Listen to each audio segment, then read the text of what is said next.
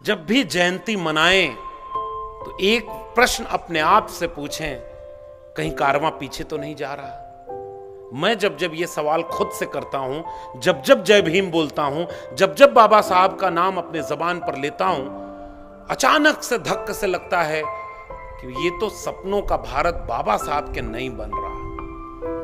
और कैसे नहीं बन रहा है? अभी हम लोग गाड़ी में आते समय उसका जिक्र कर रहे थे कि जिस विश्वविद्यालय में मैंने पढ़ाई की, फिर जिस विश्वविद्यालय में पढ़ाया, उस विश्वविद्यालय में, एक डिग्री कॉलेज में, एक प्रिंसिपल, सेंट्रल यूनिवर्सिटी के एक प्रिंसिपल सीमेंट से जो उसकी दीवारें पक्की हैं उसके ऊपर गोबर लीप रही थी कि अब विश्वविद्यालय में ज्ञान तभी मिलेगा जब गोबर से हमारा कैंपस रंगा होगा। मैं देख रहा हूं कि देश के हर एजुकेशनल इंस्टीट्यूशन के सामने गोबर का ढेर रखा जा रहा है जो आज की पीढ़ी को अभी दिखाई नहीं दे रहा है। हमारे पुरखे कम पढ़े लिखे रहे होंगे, बिखरे हुए रहे होंगे, कमजोर रहे होंगे, लेकिन इतने मूर्ख कभी नहीं थे कि उन्हें पता न हो कि गोबर खाने वाली चीज है या खेत में डाल करके हलवा पैदा करके हलवा खाने वाली चीज होती है। और आज हमारे देश को ऐसा बनाया जा रहा है कि इनडायरेक्टली आपको यह समझाया जा रहा है कि गोबर खाओ। बाबा साहब ऐसा देश नहीं बनाना चाहते थे, वो वैज्ञानिक चेतना वाला देश बनाना चाहते थे। इसीलिए अपने नारे में सबसे पहला शब्द उन्होंने कहा एजुकेट। तो कौन सी एजुकेशन देने की बात उन्होंने कही थी? ये वाली। इसलिए मैं कह रहा हूं कि इस आइडिया ऑफ इंडिया की हिस्ट्री को हमें अगली जनरेशन तक बताना है कि कबीर कौन थे, तथागत बुद्ध को अपना पहला गुरु बाबा साहब ने क्यों माना, क्योंकि बुद्ध ने वो रास्ता बनाया था। अपना दूसरा गुरु बाबा साहब ने संत कबीर को माना। तो कौन थे संत कबीर, और आज से 700 साल पहले कैसा भारत बनाना चाहते थे? आज की पीढ़ी से पूछ लीजिए, उसे पता ही नहीं होगा, उसे नहीं पता होगा। जिसके सिलेबस में कबीर लगे होंगे वही कबीर को पढ़ता होगा, बाकी सब भूल गए कबीर को। और कबीर को यह बात पता थी कि एक दिन दुनिया ऐसी भूल जाएगी, फिर भी अपने हिस्से का काम करके चले गए। संतों मानुस तन बौराना, और उसी के पैरेलल लिख रहे हैं, संतों ऐसा जग बौराना, सांच कहो तो मारन धावे और झूठे जगपति आना। अगर आप झूठ बोलोगे तो आप सम्मानित किए जाओगे, बड़ी बड़ी कुर्सी पर बिठाए जाओगे, चुनाव भी जीत जाओगे, और सबसे बड़े कुर्सी पर भी बैठ जाओगे, और सबसे बड़ी कुर्सी पर बैठ करके सबसे बड़ा झूठ बोल दोगे, और तब भी आप अवतारी हो जाओगे। आपको कोई नहीं कहेगा कि झूठ बोल रहे हैं। इस सलीके से मैं एतबार न करता तो और क्या करता। 15 लाख आया क्या, और उस पर कहना ठीक नहीं है। इन्होंने, राम टेकी जी ने इशारा कर ही दिया है कि अगर मैं दिल्ली में कोई पार्टी बनाऊं तो उसका पहला कैडर यहाँ ब्रह्मपुरी में भी मिल ही जाएगा। इतना हम लोग नई नई चीजें बनाते रहते हैं। खैर, झूठ के दौर में हम सच को याद करने के लिए यहाँ इकट्ठा हुए हैं, और सच के जो नायक हैं, उस सच के नायक में कबीर सबसे बड़ा नाम है कि सच कहने की हिम्मत दिखाई।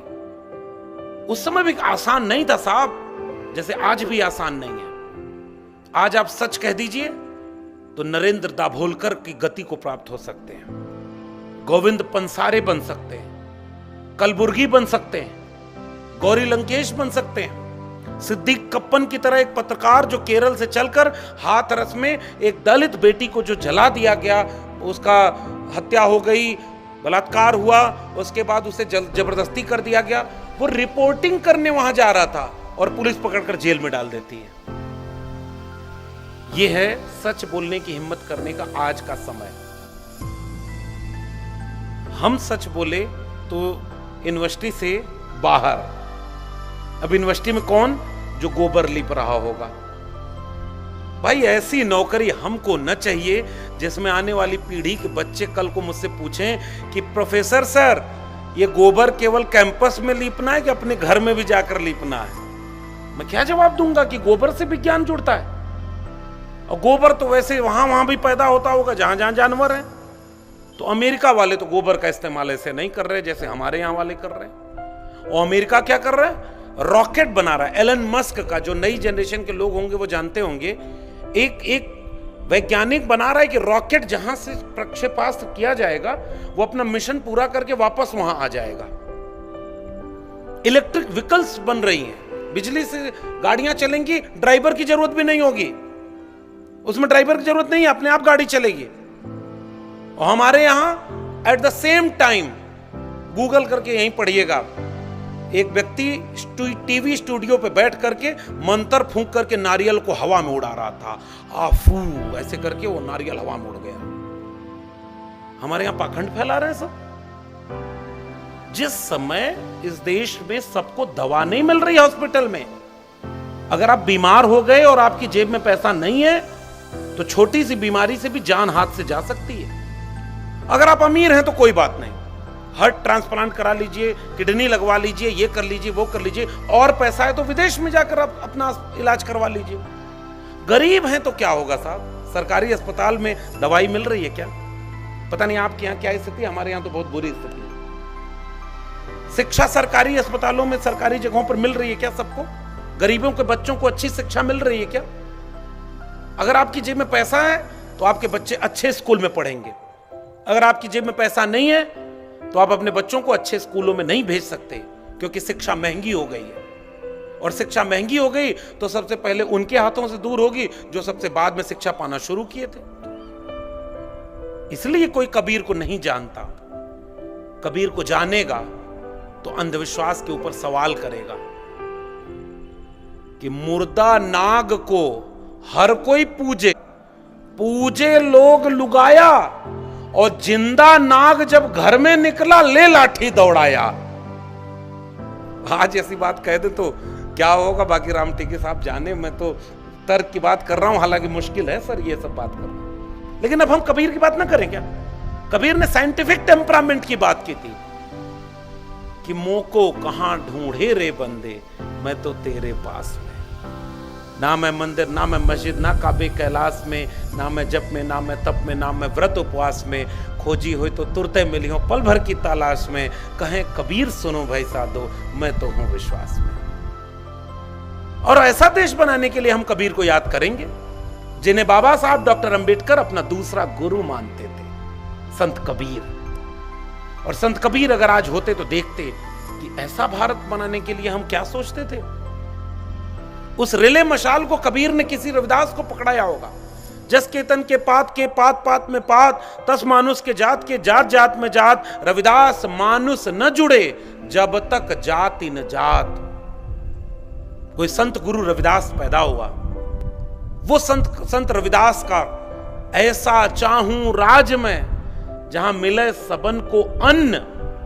सोचिए क्या दर्शन था भाई हमारे संतों गुरुओं महापुरुषों का, कि ऐसा चाहूं राज में जहां मिले सबन को अन्न, और छोट बड़ो सब संबस है, रविदास रहे प्रसन्न। This is the idea of India. और ये है वो ज्ञान की मशाल, उसमें चिंगारी डाल रहा है, उसमें रोशनी डाल रहा है। छोट बड़ो सब संबस है। और आज ऑक्सफैम की रिपोर्ट कह रही है 1% लोगों के पास 40% संपत्ति का कब्जा है। पता है, जो पढ़े लिखे लोग होंगे वो जानते होंगे। 82 करोड़ लोग 5 किलो अनाज भी सरकार से लेते हैं, तब उनके घर में चूल्हा जल रहा है। इंटरनेशनल इनइक्वालिटी इंडेक्स, वो इंडेक्स बता रहा है कि इस देश के 90% पॉपुलेशन के पास 10% भी रिसोर्स नहीं है, और 10% पॉपुलेशन के पास 90% रिसोर्स कैप्चर्ड है। 1% पॉपुलेशन 40.5% रिसोर्स को एक्यूपाइड किए हुए है। देश के 100 अरबपतियों में एक भी अरबपति 90% पॉपुलेशन का नहीं है। देश के सुप्रीम कोर्ट और हाई कोर्ट में पिछले 10 साल में जितने जस्टिस बने हैं उसमें 80% 10% पॉपुलेशन के हैं, और जो 90% पॉपुलेशन है उसके कितने जुडिशरी में लोग गए? 10%। क्या इक्वलिटी है क्या? मैं 2018 में जब दिल्ली यूनिवर्सिटी में प्रोफेसर था उस समय असिस्टेंट प्रोफेसर, हम लोग तो काम चलाऊ थे उस समय, जानते थे कि नौकरी तो भाई, हम तो आजमगढ़ के रहने वाले, इलाहाबाद यूनिवर्सिटी पहुंचे तो यूनिवर्सिटी टॉप किया। मैं तो अपने टॉपर, अपने 32 डिग्री वाले महानायक की बात करने आया हूं। जब वो पढ़ के लौटे थे तो जितनी डिग्रियां लेकर लौटे थे, आज भी ऐसे बहुत कम लोग मिलेंगे इतने पढ़े लिखे, और जितनी डिग्री लेके लौटे थे सारी ओरिजिनल डिग्री थी, एक भी फर्जी डिग्री लेकर नहीं आए थे। आजकल तो पता ही नहीं किसका क्या है क्या नहीं। और बाबा साहब क्या एजुकेटेड पर्सन, शिक्षा की अहमियत को समझने वाला पर्सन। इसलिए मैं ये बात कह रहा हूं कि जब यूनिवर्सिटी के टॉपर बने हम अपने बैच के, हमें कलम और किताब ने बनाया है। इसलिए नहीं बनाया कि जब नौकरी पानी हो तो गुलामी करने लगना, झूठ बोलने लगना, डर जाना, जय भीम मत बोलना ताकि किसी को पता न चल जाए अंबेडकरवादी है, नौकरी नहीं मिलेगी। अंबेडकर जयंती बनाना नहीं, संविधान की बात करना नहीं, अगर कहीं गलत हो रहा हो तो उसके खिलाफ बोलना नहीं, क्योंकि नौकरी न चली जाए, बिजनेस न खराब हो जाए। यही सोचे होते तो अंबेडकर भी अंबेडकर नहीं बन पाए होते। यही सोचे होते तो महात्मा फूले तो कंस्ट्रक्शन कंपनी चलाते थे बहुत बड़ी, पुराने लोग जानते होंगे, और सारी कंपनी सारा बिजनेस छोड़ करके स्कूल खोलने का बिजनेस शुरू कर दिया, जिसमें मुनाफा नहीं था। स्कूल खोलने की सजा ये मिली। सोचिए ना, कबीर से वो रोशनी मशाल की कोई रविदास के पास जा रही है, कोई संत घासीदास लिख रहा है मनखे मनखे एक समाना, वो छत्तीसगढ़ में लिख रहे हैं। संत रविदास कहां लिख रहे हैं? काशी में। तो उस समय कोई नारायण गुरु केरल में लिख रहे हैं। बसवन्ना चोखा मेला अय्यंकाली दक्षिण भारत में। और उस समय उस पूरी परंपरा और विरासत को आगे बढ़ा रहे, कोई नामदेव, कोई ज्ञानदेव, कोई तुकाराम, और उन सब की मशाल से एक एक रोशनी आगे जलती चली गई तो कोई ज्योतिबा फूले बनता है। और महात्मा फूले, जिसे बाबा साहब डॉक्टर अंबेडकर अपना तीसरा गुरु मानते थे। बाबा साहब ने कैसे पूरी विरासत को समझा था, इसलिए मैं ये बात अपनी बात यहां जोड़ रहा हूं। महात्मा फूले कौन थे? स्कूल पढ़ने गए और बच्चे थे छोटे से, तब भी जो आता था उससे तर्क करते थे। ये एक किताब जहां से छपी हुई है, महाराष्ट्र सरकार ने इसे पब्लिश किया है, education department government of Maharashtra Bombay, for Mahatma Phule, Jyotiba Phule death से सेलिब्रेशन कमेटी जो बनी हुई थी, 100 साल पूरे हो रहे थे, पब्लिश किया, सरकार ने पब्लिश किया। और जीवनी पढ़िएगा महात्मा फूले की। शुरू में उनको एक बार स्कूल छुड़वा दिया लोगों ने, पिता को भड़का के, कि यार तुम्हारा बच्चा लगता है कुछ गलत रास्ते पे जा रहा है। क्योंकि जब हम घर में आते हैं, हम कोई भी धर्म की बात करते हैं, ये तो हमसे गलत सवाल पूछता है।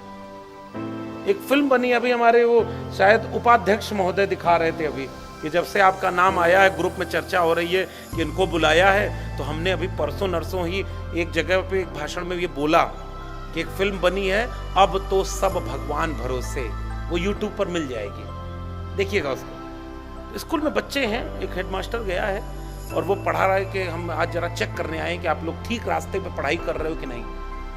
तो बच्चे से पूछता है, बताओ सूर्य ग्रहण चंद्र ग्रहण कैसे लगता है, इसके बारे में क्या जानते हो? तो एक बच्चा कहता है कि सूरज के चारों तरफ पृथ्वी घूमती है, पृथ्वी के चारों तरफ चंद्रमा घूमता है। तब तक दूसरा बच्चा बोल देता है, ये झूठ बोल रहा है सर, जब पृथ्वी किसी के फन पर टिकी है तो वो घूमेगी कैसे? और ये मैं अपने से नहीं बोल रहा हूं, मैं रेफरेंस दे रहा हूं। अब तो सब भगवान भरोसे, यूट्यूब पर सर्च करिएगा मिल जाएंगे।